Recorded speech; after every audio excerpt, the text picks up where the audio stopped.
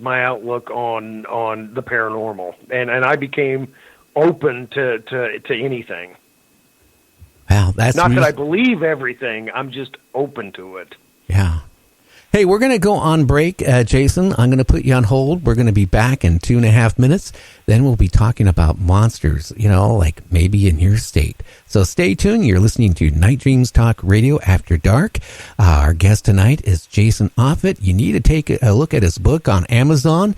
It's called American Monsters. A great read. And I tell you, it's a thick book, and it's well worth getting if you're into any cryptids. We'll be right back on Night Dreams Talk Radio.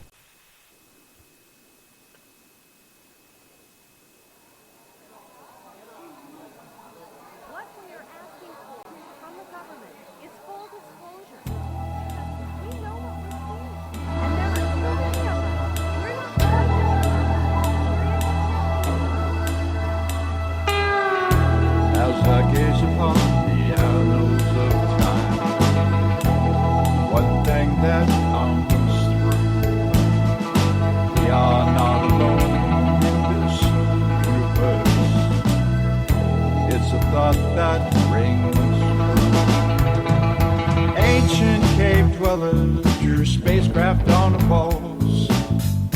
It's a recurring theme. I've seen the same thing while walking late at night, and I know it's not a dream. From Maelstrom to Manhattan, Boston to LA, there are people asking questions and they will not go away. But what has been seen might not be what it seems. The government's shadows dance and deceive.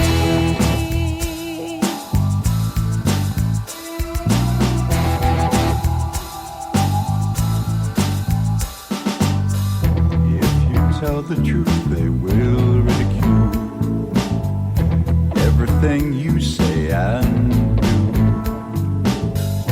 It's all part of a deception. It's a puppet master's tool. And I've seen those craft shut down the silos from 10 miles away.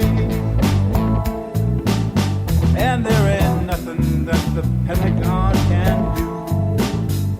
They can't make them go away. From Maelstrom to Manhattan, Boston to LA, there are people asking questions and they will not go away. Coming to you from some far point station, like a cosmic tumbleweed, both north and south of the Pleiades. Here's your host, Gary Anderson. And that is me. That bumper music is made by Metatron Power and Light. I'll tell you one thing, when they sent that for me to be, played for a month on the show, I'll tell you, it really kind of all the bumper music the last 2 years I played, this one kind of makes you think. Anyway, we have Jason Offitt, the writer of American Monsters, and we also got James Christbaum on the line. Hi, guys. How you doing? Hey. But, I don't know. There's really weird things. And also, since, Jason, you were on, I had Tom back on my show. He's the one who, puts dinosaur bones back together for museums and all that stuff. Plus, he has his own little museum in Texas.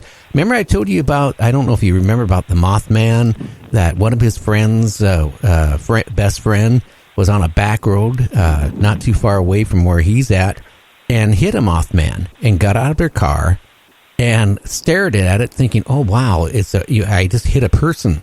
And it glared at him and then flew off, and it put a big dent in her fender of her car. Well, yeah, I do remember that story. But here's the thing. After I had him on my show here just a couple weeks ago, it happened the second time because it's a rural road out there where she lives. You go miles and miles, and it's nothing there. She saw somebody walking on the road again. This time she didn't hit it, but she, stopped the car, got out of it and said, hey, don't walk on the road. It turned around. It had the red glowing eyes. It stared at her and then flew off. And what did she do after that encounter? She reported it to the police, and I wonder what they thought of her when she reported it. Well, I don't know. That would have, I think, more than hitting one with the car. I mean, getting out of the vehicle and talking to it, expecting a person, and then it turning around and it's got the eyes and flew off. That would. At that point, I might think about moving. Well, I would. I wouldn't want to go down that road, but unfortunately, I guess she lives somewhere down that long road. But my thing is, I was asking Tom, I said, why didn't anybody tell her, to take the car to the sheriff's department and say, hey, look, if you don't believe me, I hit a whatever, and it flew away. Take DNA swabs, whatever, I relayed to him. I said, tell her if it ever happens again, go take it to the police and have them do DNA if they take her even serious to even do it.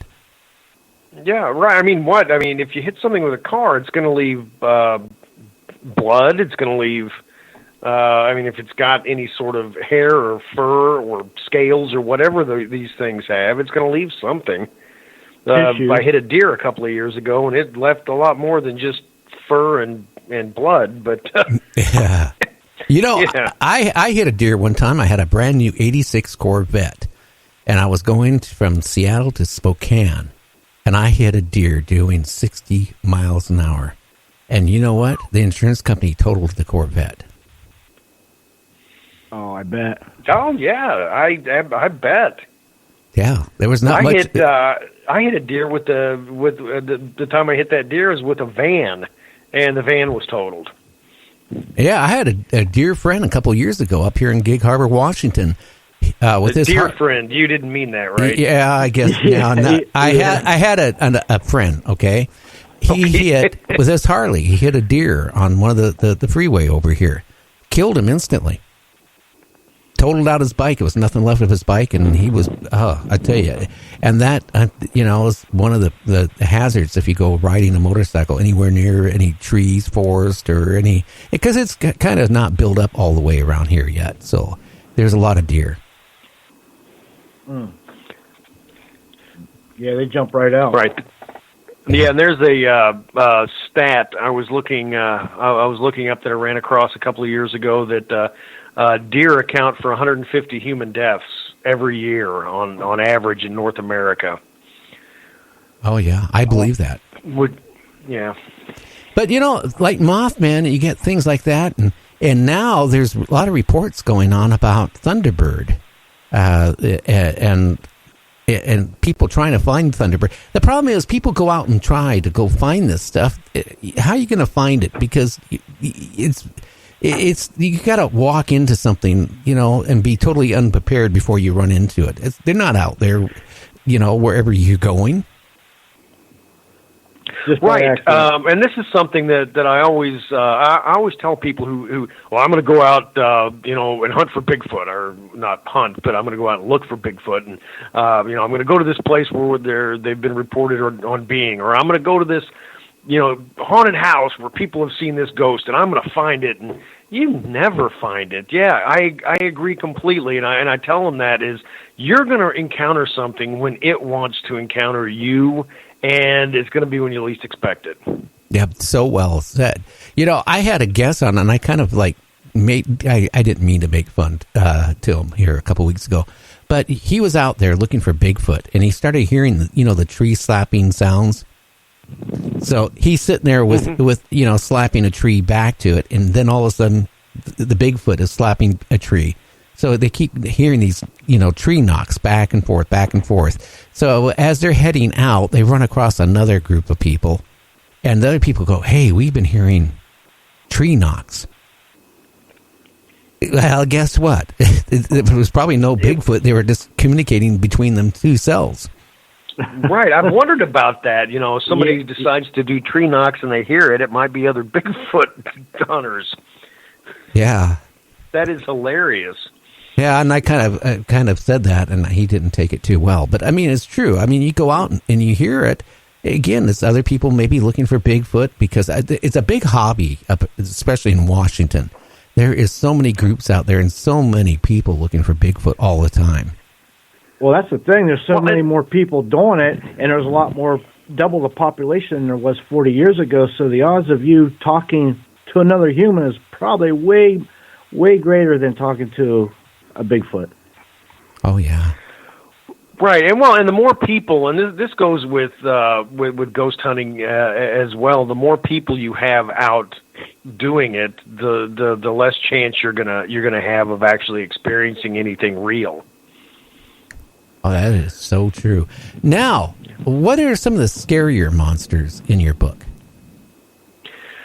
Well, scary. This is one of my favorites. It's in New Hampshire. Or is it Vermont?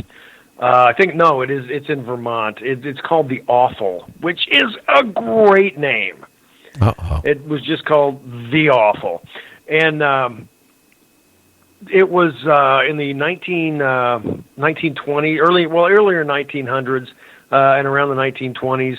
It was first seen on a building in a town in Vermont. The town was Richford, and it was right at the Canadian border. And a couple of people were walking from a mill across the Main Street Bridge to go into town and eat lunch.